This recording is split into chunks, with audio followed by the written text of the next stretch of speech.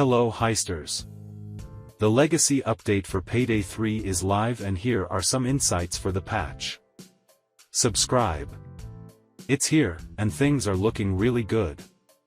New skills, new heists, and a lot of bug fixes all in-game now. Just to clarify, Almer has stated that this is not the first paid DLC that will come out.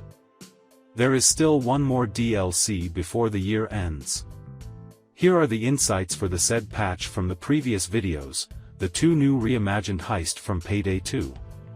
Additional first-person animation. Transporter skill line.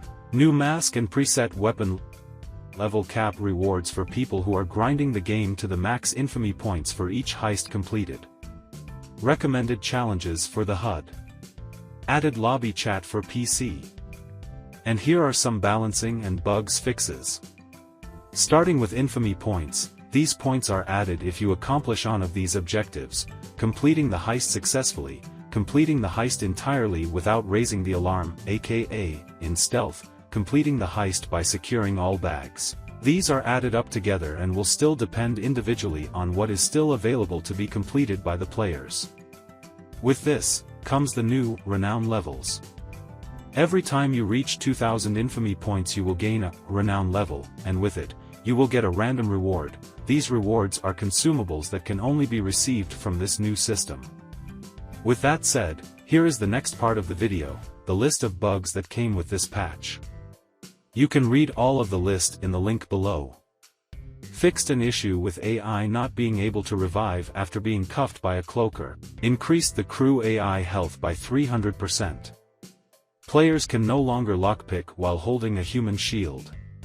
Fixed an XP exploit on 99 boxes. Fixed an issue where the player could disable cameras by throwing a bag in front of the security room guard. Fixed an issue causing motion sensors to stop working if entering the range of another motion sensor. Fixed an issue skipping the negotiation phase if player goes loud towards the end. Fixed an issue causing players to be unable to invite players to friends-only lobbies. Fixed an issue enabling players to have multiple hostages following them. Fixed a bug where sliding under an object with hold to crouch would let the player walk too fast in crouch. Fixed an issue causing players to be unable to rejoin a previously left lobby. Changed the mask when inspecting patterns to a blank mask so the pattern is easier to see. Added teleportation back into the map for players who were pushed out of the playable area. You can now see your ping marker when watching through a hacked camera. Fixed an issue where the player was able to send a friend request to someone they were already friends with. Again, you can read all of this with the link below. Here are some game balance that came with the update. In skill balance. Armor up, interacting with any armor bag will also repair your current armor chunk. Last man standing, base duration has been decreased from 10 to 4 seconds, but the duration increases by 2 seconds for each player who is downed, or in custody when the skill activates. Blade Bouncer, increased the damage from the Blade Bouncer skill to 200%, from 100%, per bounce. Cooker, lowered the cooking requirement for cooker from 1.5 to 1 second. Coup de Grace, increased Coup de Grace bonus damage from 5% to 10%. Master Trader, lowered the time reduction from Master Trader from 20 to 10 seconds per hostage. Combat Marking, increased the damage bonus from combat marking from 10% to 20%. Detonation, increased the damage of the sentry turret with the detonate skill to 300/200/100 across 2.5/4/8 meters.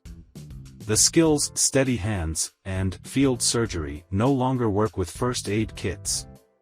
In weapon balance. Recoil updated for Mosconi 12 FP to prevent clipping with the camera. Reduced self-damage from the Mamba overkill weapon by 80%. Increased ammo pickup for all SMGs by roughly 20%. Fixed an issue with Northwest B9 preventing it from passing level 26. In enemy balance. Fixed some guards taken as hostage not being tradable. Fixed tied-up hostages sometimes running away when unattended. Fixed so that the cloaker only swaps to secondary when it can't get to the player in melee. Fixed an issue causing guards to be alerted if throwing knives near tied-up hostages. Fixed an issue causing cloakers to be able to down players through the vault door of No Rest for the Wicked. Non-threatening noises, like throwing knives, will now only attract one guard instead of multiple guards. Fixed an exploit in where meleeing a guard would make him freeze instead of going into combat. And finally, in technical balance, added ping and server region to the pause menu. Fixing lobby chat not working. Fixed so that the chat would open on pressing the enter key once, instead of having to do so twice. Added UI elements to better display server status and ping. Updated the ECM jammer buff icon. Fixed issues with VOs not always playing when killing specials. A sound effect for when the overkill weapon is ready has been added. Added the option to mute the contact in heist selection. Added an outline to the sentry gun for its owner. Prevented players from getting trapped inside the panic room in Touch the Sky. Fixed an issue with armor bags not being usable if placed in the bathtub on Touch the Sky. Fixed the thermite sometimes being delivered before the thermite cage was built on No Rest for the Wicked. Fixed an issue on 99 boxes where a glass door would block enemy vision as well as bullets.